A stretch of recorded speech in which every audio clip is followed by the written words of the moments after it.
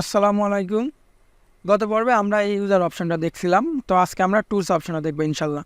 তো টুলসে আমরা ক্লিক দিলে প্রথমে আমাদের এই অ্যাভেলেবল টুলসে আমাদের কিছু বিষয় দেখাবে। তো এখানে তেমন কিছু নাই, ক্যাটাগরিজ এবং ট্যাগ কনভার্টার হিসেবে দেখাচ্ছে আর কি। এখানে আমাদের স্ক্রিন অপশনও এখান থেকে আমরা পাবো না। হ্যাঁ, দেন আমাদের এখানে আছে ইম্পোর্ট।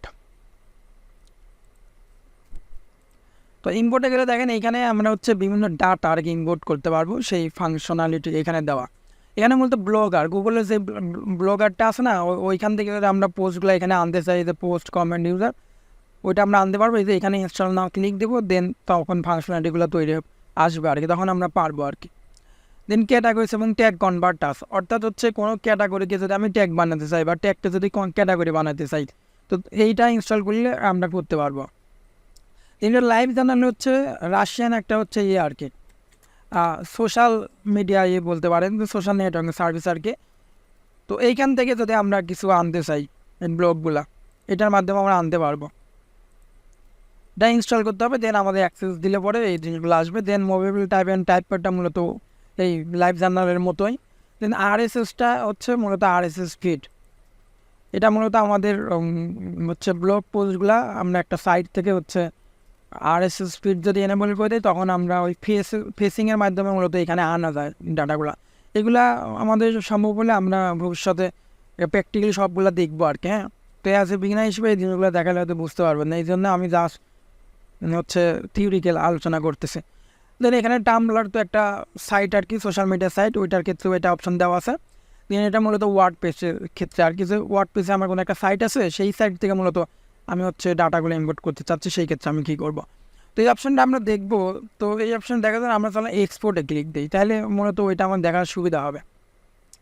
তো এইখানে বলতে এক্সপোর্ট মানে কি, আমরা এই ডাটাগুলো এক্সপোর্ট করতে যেন অন্য কোথাও আমরা ইম্পোর্ট করতে পারি। হ্যাঁ, তো এখানে এক্সপোর্ট দেন আমি এইখানে এই যে অল কন্টেন্ট, পোস্ট, পেজেস, এই সব অল কন্টেন্ট দিলে all content, post, pages, contact from media, এইভাবে দিলে এই জিনিসগুলো ইম্পোর্ট হবে।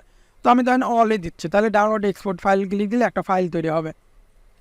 এই যে একটা ফাইল তৈরি হলো। হ্যাঁ, এখন আমি মূলত মনে করেন যে আমি এই ফাইলটা আমি এখানে ইম্পোর্ট করতে চাচ্ছি, সেম সাইট থেকে দেখাচ্ছে, বাট আমরা তো নর্মালি অন্য সাইট থেকেই এক্সপোর্ট করে দেন ওইটা আমরা দেখাচ্ছি অন্য কোনো সাইটে আবার ইম্পোর্ট করতেছি।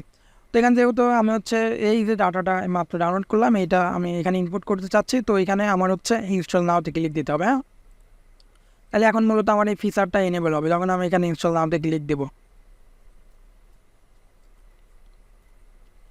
এটা আমার ইনস্টল হয়ে যাবে খুব শীঘ্র ইনশাল্লাহ। এই স্যার, এখন যখন ইনস্টল হবে তখন এখন রান ইম্পোর্টার দেখাচ্ছে, তখন এই রান ইম্পোর্টারে আমরা ক্লিক দেবো।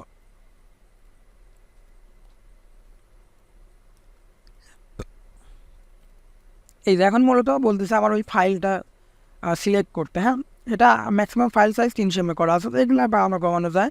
তো এগুলো আমরা এখন দেখতেছি না, জাস্ট ডাউনলোড ক্লিক দিলে এই ফাইলটা XML ফাইলটা, তো এটা আমি এখন ওকে করে এখন আমি আপডেট ফাইল অ্যান্ড ইম্পোর্ট দেবো, আপলোড ফাইল অ্যান্ড ইম্পোর্ট আর কি। এখন এটা বলতেছে যে মূলত এটা কোন ইউজারের, ওই ইউজারের কাছে যাবে আর কি, ডাটাগুলো কোন ইউজার হিসেবে ঢুকবে। তো আমি ধরেন এটা দিলাম যে এই যে সাদিক যেটা এইটা, দেন ডাউনলোড ইম্পোর্ট ফাইল, এটা যত কোনো ফাইল থাকে সেইগুলো ডাউনলোড হয়। তো আমি এটাও সিলেক্ট করে দিলাম, দেন আমি সাবমিট যদি দিই, তখন দেখবেন যে আমাদের এই ইনফরমেশনগুলো আসবে। তো এইখানে দেখেন সব এক্সিস্ট দেখাচ্ছে, কারণ আমাদের এইগুলো অলরেডি আছে। হ্যাঁ, এই জন্য এইগুলো আসতেছে না। তো যাই হোক, এইগুলো আসবে, আপনারা অন্য সাইট থেকে দেখলে এই জিনিসগুলো বুঝতে পারবেন, আর একটা সাইট ইনস্টল করে দেন সেখান থেকে আনলেই বুঝতে পারবেন। তো আমাদের সেম জিনিস আছে, তো এই জন্য জাস্ট এখানে এক্সিস্ট দেখাচ্ছে, কিন্তু যখন থাকবে না তখন এগুলো সবগুলাই আর কি ইম্পোর্ট হবে। তো এইভাবে আসলে ইম্পোর্ট হয় জিনিসগুলো। তো এটা তো আমরা আসলে বুঝতে পারলাম। দেন আমরা সাইট হেল্পে ক্লিক দেবো।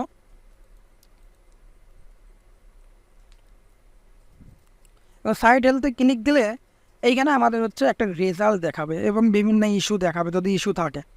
তো এখানে টেস্ট আমরা পাস করতেছি, কিন্তু এখানে মূলত আমার একটা রেজাল্ট দেখাবে যে আমার রেজাল্টের কী অবস্থা সাইটে। এটা মূলত বলতে পারেন যে আমার সাইটের সামগ্রিক একটা অবস্থা। তো এখানে গুড দেখাচ্ছে, আর এখানে আমাদের আবার স্পেসিফিকভাবে দেখাচ্ছে জিনিসগুলো। তো এখানে সিকিউরিটিতে বলতেছে যে you should remove inactive theme, মানে আমাদের এইখানে কিন্তু অনেকগুলো থিম আছে, তাই না। এখানে বলতেছে যেগুলো ইনঅ্যাক্টিভ আছে, অর্থাৎ অ্যাক্টিভ না, ওইগুলো আমরা যেন রিমুভ করে দেয়। তো এখানে দেখেন এটা অ্যাক্টিভ আছে, এর বাইরে কিন্তু অনেকগুলো আছে। হ্যাঁ, তো এখানে যেগুলা লাগবে না ওইগুলো আমরা মূলত ডিলিট করে দেবো। হ্যাঁ, এতগুলো লাগে না, নর্মালি একটা অ্যাক্টিভ রাখতে হয়, আর মনে করেন যে ফল ব্যাক হিসেবে আর একটা রাখতে হয়। তা আমি হচ্ছে এই অ্যাপসটা এটাও ডিলিট করে দিচ্ছি, দেন এইটাও আমি ডিলিট করে দিচ্ছি। জাস্ট 2021 এবং আমি 2023 এটা রাখতেছি। হ্যাঁ, এটা এখন চলেন তো আমি একটু রিফ্রেশ দিয়ে দেখি যে এইটা দেখায় কিনা।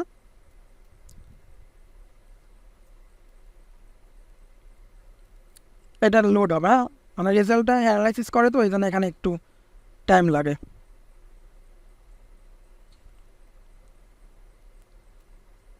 তো দেখি আমাদের এখানে কি আসে, খুব শীঘ্রই ইনশাল্লাহ আমাদের রেজাল্টটা চলে আসবে। এখানে কিন্তু অলরেডি বোঝা যাচ্ছে, দেখেন একটা অপশন কিন্তু গুড এবং একটা অপশন কিন্তু অলরেডি চলে গেছে, ওই ইনঅ্যাক্টিভ থিমের অপশনটা কিন্তু এখন আর নাই। হ্যাঁ, দেন এখানে পাস্ট টেস্টে আমাদের আবার হচ্ছে আলাদাভাবে এই যে সব জিনিসগুলো এখানে দেখাচ্ছে, দেখছেন, এই যে এই যে সব অপশনগুলো এখানে এইভাবে দেখাচ্ছে। দেন আমরা যদি ইনফোতে ক্লিক দিই তাহলে এখানে আবার কিছু জিনিস আমরা দেখতে পারবো। এই যে এখানে ইনপোর্টে গেলে এই যে এখানে আবার কিন্তু সবগুলো আসতেছে, যে ওয়ার্ডপ্রেসের ভার্সন কত কি এই সবগুলো দেখাচ্ছে, হোম ইউআরএল থেকে শুরু করে এইভাবে। হ্যাঁ, দেন এইখানে এই যে আরও বিভিন্ন এনভায়রনমেন্ট দেখাচ্ছে, যে ডিরেক্টরি কোথায় কোথায় আছে, অ্যাক্টিভ থিম কোনটা, ইনঅ্যাক্টিভ কয়টা, প্লাগ ইন কয়টা আছে, এইভাবে দেখাচ্ছে সব কিছু। হ্যাঁ, server related information, database related information, এইভাবে বিভিন্ন ইনফরমেশন এখান থেকে আমরা দেখতে পারবো আর কি, মানে একদম স্পেসিফিকভাবে। এখানে copy site info to click, এটা ক্লিক দিলে এই যে সাইট ইনফোগুলো মূলত এই যে এই জিনিসগুলো কিন্তু আমি এখান থেকে পাচ্ছি। হ্যাঁ, এই যে সব ইনফরমেশন তো এখানে আসতেছে আর কি।